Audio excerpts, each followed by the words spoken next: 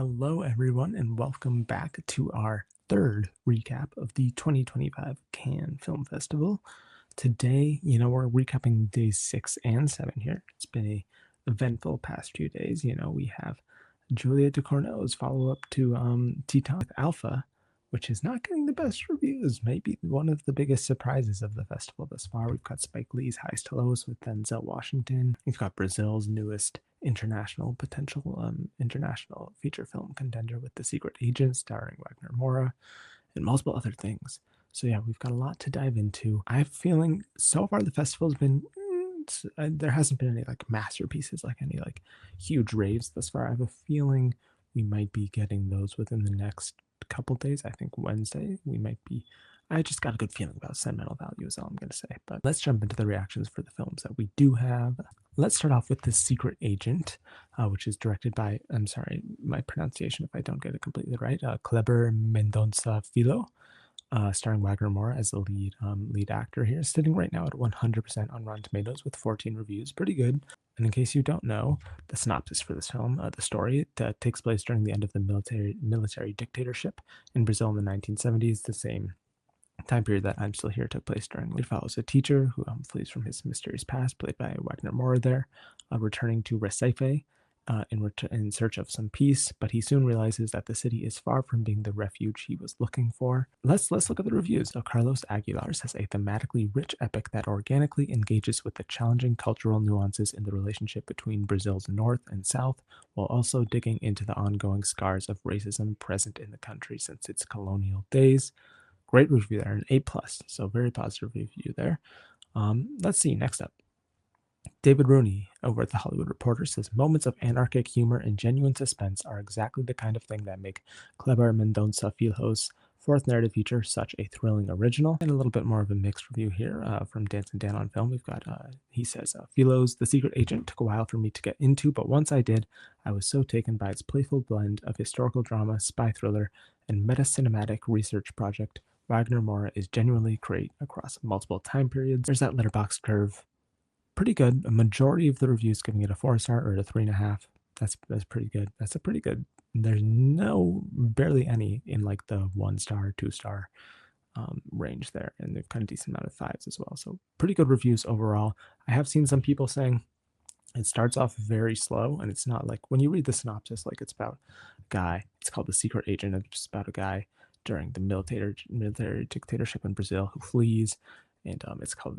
You think that there might be like more action than it sounds like there is. It sounds like, especially during like the first half, it's slow, it's meditative. You feel the runtime. I believe it's like 2.5 hours or so. But it sounds like, especially some of these reviews, in the second half, it takes a little bit to get into. But in the second half, it sounds like it works for most people by the end of the film. In terms of awards, either at Cannes or at the Oscars, I think this is a definite international contender, international feature film contender at this year's Oscars. Currently doesn't have a distributor, so we'll have to see. I think this will probably be Brazil's pick for their submission. I don't know what else they would pick. So I think with these reviews, it's looking pretty strong. I think it would probably be their submission, and right now have a decent, I mean, it's very early to tell, but have a decent shot at getting nominated. Sony Pictures Classics was instrumental. They're so great at campaigning and getting I'm Still Here to that late surge into Best Picture and Actress and International. I don't know if this will have a distributor as strong as that. We'll have to wait and see. And also, just based off the reviews, this doesn't sound quite as like narrative structure, like traditional as I'm Still Here was. I'm Still Here, great movie, one of my favorite movies of last year, but it has the kind of narrative structure and emotional resonance that I think appeals a lot to Academy members. This seems more like a slower meditative film that I'm not completely sure if it will have that kind of wide of an appeal as a film like I'm Still Here, but we'll see. I think for sure an international feature film contender. I would also say, in terms of the Cannes Awards, Wagner Moura could maybe win Best Actor here. I'm not completely sure. I think it's right now. There's no standout like there is for actress with Lawrence. So I'd say it could be him. It could be the actor, I believe Marbeck from Nouvelle Vague got a lot of great reviews. Maybe the actor and Two Prosecutors. That's up in the air. We've still got some more films to come as well. So who knows? Philo is also a very respected director. I'm not sure if he has won at Cannes before. So they could award him with something, one of the like runner-up awards or screenplay. Right now, it's one of the better reviewed films. So right now, I would say it would probably win something award-wise, but who knows? We'll have to wait and see. Next up, The Phoenician Scheme, Wes Anderson's next film, comes out in a few weeks. I mean, I'm not sure how much you guys know about it. It stars Benicio del Toro, Mia Threppleton, Michael Cera. That's your main trio. It's pretty much about the relationship between Benicio del Toro's father character and his daughter. He's one of the wealthiest men in Europe, and his daughter is a nun. It seems like they go on some sort of like adventure, and they like have to fix their relationship because it's a little contentious, it seems. So that's what it's about. It's sitting at a 74% out of 43 reviews. I believe this is also screened to like critics over here in the States and just over in general. So that's why there's more reviews there. 74% is pretty good, but as we'll get into with the reviews, it seems like it's not Wes Anderson's worst, not his best. It's a Wes Anderson movie. Got Richard Lawson, who says the Phoenician Scheme quickly floats away into frustrating abstraction, but Anderson rescues his film from oblivion in the end, closing out his story with a disarmingly sweet and in some ways provocative moral argument. Interesting. I'll be interested to see what the argument is. We've got Kaleem Aftab, who says, watching this Anderson extravaganza is like assembling a meticulously detailed puzzle. At times frustrating, but deeply rewarding when the full picture comes together. Pretty good rating there as well with a 4 out of 5. And then a more negative one here. We've got Luke Hicks, who says, the tricks don't amount to more than brief pleasantries that vanish within seconds among the sandstorm of narrative details which follow. Here's hoping for a Wes with more depth next round. So overall, look at the curve. A majority of people rating it 3 stars. You've also got a decent chunk of 3.5 and a decent chunk of 4 as well. It seems like it's middle of the road Wes Anderson. It seems like if you like Wes Anderson and his vibe, you will probably like this film. I don't see many people who are going to be like, this is my favorite Wes Anderson of all time. Like even people said that with Asteroid City. It seems like if you like his vibe, you'll like it, but it's not his greatest work. And it just seems like I've seen lots of people also complaining, like all of the like film Twitter loves to complain that Wes Anderson's shtick is getting a little old, that he needs to like try and experiment and try something new. If that's something that bothers you, it seems like I also saw in the reviews lots of people are being like, I'm getting a little tired of the like usual Wes Anderson stuff. If that's how you feel, you'll probably also feel tired. If you don't feel that way and you just love his style and his vibe, you'll probably enjoy the film, but you'll be like, maybe not his best work. It also seems like Del Toro, great performance. I've seen lots of people saying like this is some of his best work in a while. It's been a while since we saw him at this level, is what people are saying, and people are also saying that it's him and Mia Threppleton, his daughter, who are at the center of the film, as well as Michael Cera, who seems to like tag along on their journey. That trio of performances is kind of what keeps the film afloat. So pretty good overall.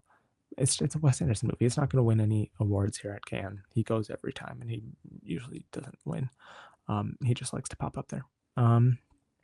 And it's not going to be an Oscar contender either. Wes Anderson's only Oscar contender has been Grand Budapest. And it seems like they were like, we did that once. I think he'll probably have to do something a little different, maybe as some of the reviews complain, try something a little outside of what we know him for to become an Oscar contender once again. But I'm excited to see it. Next up, let's talk about it. Alpha, Julia Ducournau's follow-up to her Palme d'Or winner here at Cannes in 2021, I think. Yeah. Alpha, distributed once again by Neon. In case you don't know what it's about, it follows a young girl who gets rejected by her classmates when a rumor breaks out that she has a new disease. There's like a 40-second teaser out there for it that you can see. I believe like they have like an A that's like cut into her on her arm. Maybe stands for alpha, I would guess. It's also, it seems like pretty clearly from what I've seen in the reviews as well, a metaphor for the AIDS epidemic. As you can see, no Rotten Tomatoes score yet there, but up there, sitting at a 42 on Metacritic is so much lower than I would have expected. And I mean, we can look at the reviews in a second, but it's probably seeming like maybe the biggest letdown thus far at the festival. So looking at the reviews, we've got Peter Bradshaw, who says, strident, oppressive, incoherent, and weirdly pointless from first to last, Julia Ducournau's new film, Alpha, has to be the most bewildering disappointment of this year's Cannes competition. Yikes, sitting at a 1 out of 5 as well. Not amazing, not too great, Joe. Next up, we've got David Ehrlich, who says, the maddening frustration of Ducournau's first unambiguous misfire, which is worse than bad because it could have been good, is that it feels so much but conveys so little. This is something that you'll see in if you look at more of the reviews. It's a movie with a lot of ideas, it seems, a lot of things on its mind, it seems, and lots of people say it's overstuffed, and as it say here, it conveys so little. It doesn't deep dive into. It's got too much on its mind. Next up, a positive one. I like to have a little balance, all perspectives. Even though it's seemingly leaning negative. We've got Stephanie Bunbury, who says the film's sheer unrelenting squalor can wear you down, but those three performances, on the other hand, are indelible triumphs, along with the power of Ducorno's cinematic vision, of course, which carries the all the ordure in the world before it. I'm pretty sure ordure is like grossness, like dirtiness. And if you can see in the visuals in the trailer, it's a film that, and even just in this one still, it's a film that has a lot of like dirt and grime to it. It seems in the cinematography, and it seems like Ducorno, even if for most people the vision, it seems like if like the plot of it all isn't working, she still has a very distinct directing vision. That makes sense, even if like the film doesn't work. She seems like the kind of director who will always have that distinct kind of vision. So that's a positive review. It's a positive tomato, but there's still some complaints in there. And there's the curve. We've got some interesting curves. These letterbox curves are, I wouldn't take them too seriously because it's a smaller sample size. They will develop and change as more people see them. But right now you can see it's pretty much got like everything going on there. Like none of them are thin. All of them have a good chunk of thoughts. Even the 5-star. Keeping it on the positive side, it's definitely working for some people. Who knows? It might work for you. As I say with all of these films, watch it, make up your own mind. But it's definitely leaning negative for sure. It's one of the worst reviewed films out of the. I think it is maybe at least on Metacritic, at a 42%. One of, if not the worst reviewed films in the festival thus far. I'll be interested to see as like more people see it, as more ratings and reviews come in, because I'm still filming this day of the reactions coming out, how it changes. I would not think that awards wise this is not going to win anything in the Cannes competition. I don't think. I would be shocked. Titan did not do amazing in terms of like the screen jury grid. It got I believe like a 1.9, so it was divisive, but there was more people I think saying like, oh my god, this is such a distinct vision. This is like, I think people like threw around the M word. There's a lot of more passion and love for that than I sense for this. This seems like by most people considered to be a downgrade and not working for everyone for sure. Neon's hope at their 6th year of winning the Palm will be in sentimental value, which I think most people expected it to be. I think it's the odds-on favorite to win the Palm going into the festival. And right now it's looking like if it gets those good, like worst person in the world level reviews, it will probably win the Palm. But we'll see. That is something that we'll cover in our next video, but we're not done with this video. Eagles of the Republic, directed by Tariq Saleh. In case you don't know what it is about, it follows Egypt's most adored actor, George El Nabawi, who falls into disgrace with the authorities overnight, and as he is on the verge of losing everything, he's forced to accept an offer he can't refuse. He's starring in a propaganda film. We've got Wilson Chapman, who says, the film becomes something of a political thriller, but it's at its most interesting when it stops to question whether great art can or even should be made under the grip of totalitarian control. Pretty positive review, B rating. Next up, we've got Damon Wise, who says, a brilliantly executed satire on the film industry and a haunting reminder of what happens when you lie down with dogs. And lastly, a more negative review, Dance and Dan on Film says, Eagles of the New Republic is my first competition dud at Cannes. Not funny enough to be a great comedy, too surface level to be a great drama, and not exciting enough to be a great thriller, until everything snaps into place for a killer final sequence, but it is too little too late. So not working for everyone. As we can see at the letterboxd curve, it's right there in the middle. No one is raving about it. It seems like it's still it's not like an outright disaster. Even in like the negative reviews, you can see like, oh, it's got a killer final sequence. But it just seems like there's like a lot of the films that we've been talking about over the past few days. Like a lot of them, it's like, it's not amazing, it's not terrible, but it's like, it seems like a lot that's been the consensus for a lot of films. So it's hard to figure out like what, because we've got to give out multiple awards when it comes to Cannes. We've got actor, we've got actress, we've got the Palm, we've got Grand Jury Prize, we've got all, like the runners up, all of that. We've got screenplay, we've got a lot of awards to give out. So it'll be interesting to try and figure out and see who gets what awards. But right now, this is giving to me probably not an awards contender for a Cannes award or an Oscar, like future award season award. Last film here out of competition. As I say in most of the videos, we're covering mostly just the competition titles, but some of them that pop out. I mean, this is the next Spike Lee film we're going to talk about it. Highest to Lowest Spike Lee joint, starring Denzel Washington reuniting for the first time in nearly 20 years, I think. Also starring Jeffrey Wright, A$AP Rocky in his first, I think, big acting role. And in case you don't know, it is a adaptation, a remake of Kurosawa's 1963 crime thriller, High to Low. Not Spike Lee's first time remaking a foreign language acclaimed film, as we saw with Old Boy. That time it didn't work out. This one seems like, we'll get into it in a second. It seems like it's working out better. But it follows an executive who becomes a victim of extortion when his chauffeur's son is kidnapped by mistake and held for ransom. I believe the said executive is played by Denzel Washington. I think Jeffrey Wright plays his chauffeur, but we'll see. And I think A$AP Rocky is the one holding the son captive. David Ehrlich once again, who says Lee is so much more interesting for what he brings to a project than for what he takes away from it, and Highest to Lowest is naturally at its best when it deviates from the source material, with a solid B rating there. It's pretty good.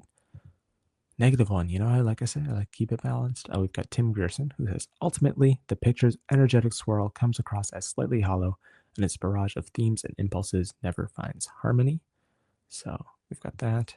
And then we've got Peter de Bruges, another positive one, who says, in the end, Lee has taken high and low to new highs, delivering a soul-searching genre movie that entertains while also sounding the alarm about where the culture could be headed.